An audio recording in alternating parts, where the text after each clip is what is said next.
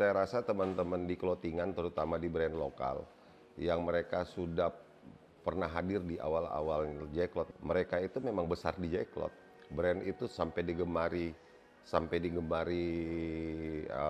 memiliki penggemar yang banyak, penjualan atau pembelian produknya itu sampai penjualannya sangat hebat. Itu karena salah satu unsurnya mereka hadir di Jacklot, mereka melakukan promosi di Jacklot. Jadi keterikatan kita sama teman-teman juga itu cukup dekat. Nah, sampai pada saat pandemi kemarin gitu, di mana perekonomian secara global itu melemah, after pandemi itu banyak teman-teman itu yang secara finansial, secara perusahaan juga mengalami pelemahan. Justru Jacklot hadir dengan satu konsep baru untuk membantu teman-teman di UKM. Apa yang kita lakukan adalah kita memberikan gratis saat pameran, gratis booth. Jadi kita tuh tidak perlu bayar booth, tapi kita hanya menerapkan konsinyasi. Konsep bagi hasil inilah yang pada saat after pandemi kemarin itu yang membuat beberapa brand atau teman-teman brand lokal itu merasa sangat terbantu sekali. Kenapa? Karena selama pandemi yang 2 tahun itu, buat mereka itu secara stok itu tidak jalan atau terjadi dead stock di produk-produknya mereka gitu. Dengan hadirnya Jacklot dengan konsepnya bagi hasil itu sangat membantu karena mereka berpikir kalau untuk membayar booth aja pada saat itu mereka sudah tidak punya kesanggupan lagi untuk bayar booth. Jadi Jacklot itu menawarkan ke teman-teman di brand lokal itu untuk bisa berpartisipasi lewat bagi hasil. Dan itu yang menjadi cerita buat teman-teman bahwa tidak semata-mata Jacklot juga berpikir hanya untuk sebagai platform, sebagai penyelenggara acara atau platform yang menyelenggarakan bazar. Nah, di luar dari yang telah dikerjakan sama Jacklot di 2022-2023 yang lalu, kita ngebantu teman-teman untuk bisa mendapatkan booth dengan cara bagi hasil. Di tim kita juga ada yang bergerak juga membantu teman-teman brand gitu lewat untuk menyalurkan bisa memiliki akses ke lembaga pembiayaan karena pada saat itu kan terjadi pelemahan nih teman-teman, modal nggak punya gitu kan, mau produksi karena pandemi kemarin duitnya sudah habis karena pada saat pandemi mereka tuh tidak ada pemasukan, hanya ada pengeluaran. Pada saat after pandemi mereka mau coba jualan lagi, mau ikut pameran tapi modalnya nggak ada. Nah, kemarin Jacklot tuh sempat bikin satu kegiatan mengenai mendekatkan teman-teman ke lembaga-lembaga pembiayaan dan kita sempat menyalurkan totally itu ada 9,7 miliar untuk 12 brand UKM ya lewat program kredit lewat lembaga pembiayaan dan itu sangat membantu banget sama-sama teman-teman yang sudah terima di mana mereka bisa survive lagi, mereka bisa melakukan produksi lagi untuk ngadapin permintaan-permintaan atau pameran-pameran di Jacklot berikutnya. Nah, hal-hal yang kecil-kecil seperti itu sih yang akhirnya Jacklot itu sudah mulai memikirkan, bukan hanya memikirkan bagaimana kapan kita mau pameran, kota mana kita kunjungi lagi kan gitu. Tapi kita sudah memikirkan lagi bagaimana teman-teman itu bisa survive, bagaimana teman-teman itu bisa bertahan lebih lama, bagaimana teman-teman itu bisa meningkatkan penjualan mereka, bagaimana mereka bisa menjaga terus stoknya.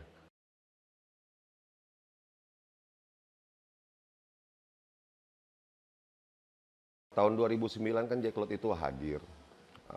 Kita melihat bahwa antusias teman-teman brand lokal itu sangat baik. Penjualan mereka pun sangat bagus pada saat 2009 Jacklot pertama.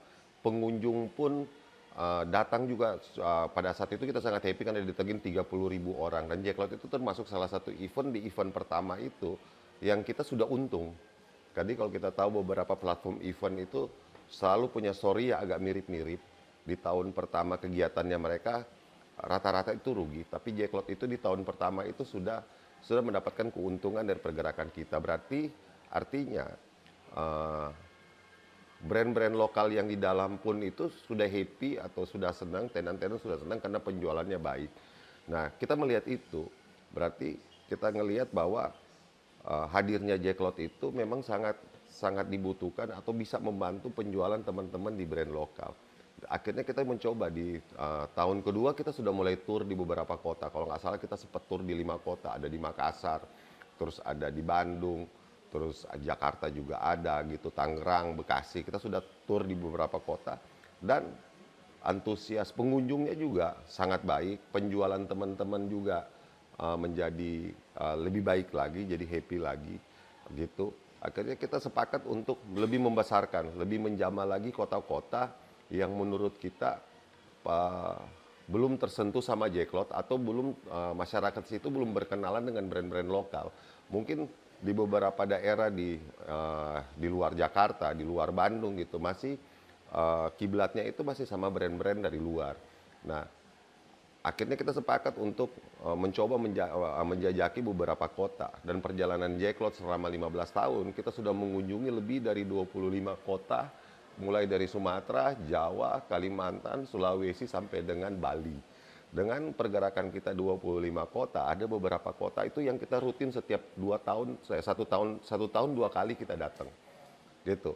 Ada kota Lampung kalau di Sumatera gitu, kita pernah berkunjung ke Riau, Pekanbaru, pernah beberapa kali berkunjung ke Padang, ke Sumatera Barat. Kita pernah buat di Medan, kita pernah ngerjain beberapa kali di Bali. Kalau Pulau Jawa dari Banten sampai ke Jawa Timur sudah kita rutin kita datengin. Kita sudah datang ke Kalimantan itu ke apa namanya, ke Balikpapan, Banjarmasin. Kita sudah hadir di sana, hadir juga di Sulawesi, di Makassar. Dan pergerakan kita hadir di kota-kota tersebut ternyata itu menciptakan minat sama anak muda di daerah yang kita datang, kesukaan atau minat mereka atas brand lokal. Jadi yang sebelumnya mereka tidak mengenal brand-brand seperti Erigo, Shining Bright, Bloods, dan lain-lain. Pada saat kita hadir berkali-kali di situ, kota yang kita datengin itu akhirnya muncul minat mereka atas brand lokal. Dan itu yang membuat teman-teman brand lokal yang di dalam komunitas Jacklot itu akhirnya yang dari zero itu bisa menjadi hero karena kan ikut semua turnya kita 25 kota dalam 1 tahun gitu kan, lebih dari 25 kota kita kunjungin setiap tahun.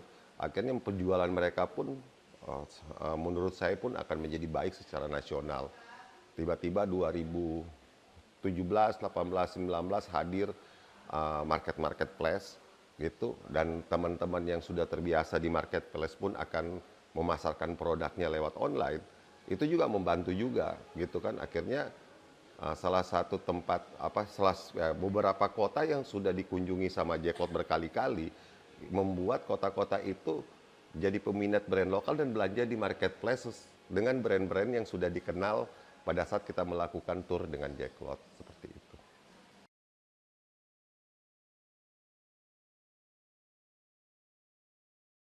Perjalanan kita Jacklot itu telah kurang lebih 15 tahun perjalanannya kita. Kita sudah sudah lebih dari 1.200 brand lokal yang sudah pernah ikutan di kegiatan kita, di semua tour kita lebih dari 25 kota. Yang dulu kota-kotanya nggak ada brand lokal, itu tiba-tiba bisa ada muncul brand lokal, misalnya dari Lampung, dari Kalimantan, dari dari luar Pulau Jawa ya, dari Makassar, itu bisa nongol, bisa muncul brand-brand lokal yang tadinya nggak ada sama sekali di kota-kota tersebut. Dan itu menjadi kebahagiaan atau merasa Jacklot tuh merasa sukses ya, maksudnya bisa mempengaruhi teman-teman di daerah untuk mereka itu bisa membangun brand-brand lokal di bidang industri clothing.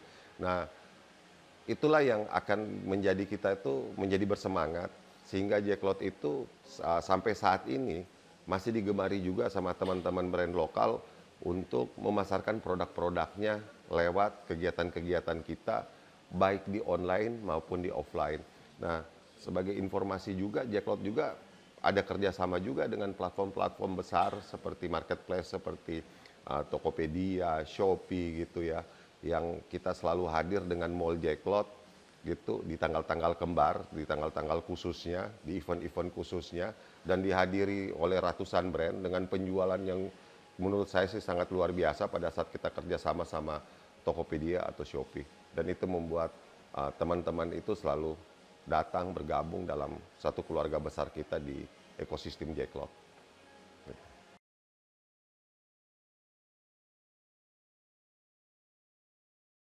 Saat ini kita melihat pergerakan bantuan atau program-program pemerintah itu memang sekarang itu sangat dekat sama Jcloud. Tapi itu terjadi setelah after pandemi aja. Setelah after pandemi, mungkin juga pemerintah juga lebih fair ngelihat platform-platform mana yang bertahan, mana yang benar konsisten, mana yang benar-benar serius ngebantu UKM di Indonesia. Jadi mungkin salah satu yang dilihat ada Jcloud adalah konsisten selama 15 tahun bahwa kita itu selalu menggerakkan untuk menumbuhkan UKM-UKM yang ada. Kebetulan 2 tahun terakhir ini kita sangat dekat dengan teman-teman di Kementerian Koperasi dan UKM. Mereka itu sangat support banget lewat lembaga pemasaran mereka itu adalah Smesco gitu. Mereka selalu support dengan kegiatan-kegiatan kita. Mereka juga yang memperkenalkan lembaga-lembaga pembiayaan gitu untuk bersentuhan sama teman-teman di brand lokal untuk mendapatkan bantuan pembiayaan lewat teman-teman di Smesco itu bisa mengundang puluhan lembaga pembiayaan untuk hadir di acara-acara kita untuk memberikan kredit atau memberikan pembiayaan ke brand-brand lokal. Banyak juga program-program yang bersentuhan sama teman-teman di Kementerian Koperasi lewat lembaga pemasaran mereka Smesco. Misalnya mereka bikin program Entrepreneur Hub, terus ada lagi program untuk brand-brand pemula untuk membangun brand itu mereka siapkan Haki dengan harga yang sangat murah. Haki itu kalau kita lewat Smesco itu harganya cuma 500.000. Kalau kita ngurusin sendiri itu harganya abu-abu tuh, ada yang nawarinnya 3 juta, ada yang nawarinnya 7 juta. Tapi kalau lewat Smesco tuh hakinya cuma 500.000 gitu. Membangun perusahaan perorangan atau perusahaan UKM gitu lewat Smesco itu sudah legal, udah keluar Kemenkumhamnya itu hanya 1,5 juta. Nah, hal-hal positif-positif itu yang kita ambil, yang kita kerjasamakan untuk kita dorong ke teman-teman UKM. Nah, hadirnya pemerintah itu sangat penting banget buat pergerakannya Jcloud dan komunitasnya kita di dalam. Dan sampai saat ini kita merasa sangat terbantu banget itu dengan program-program hasil kerjasama Jcloud dengan pemerintah.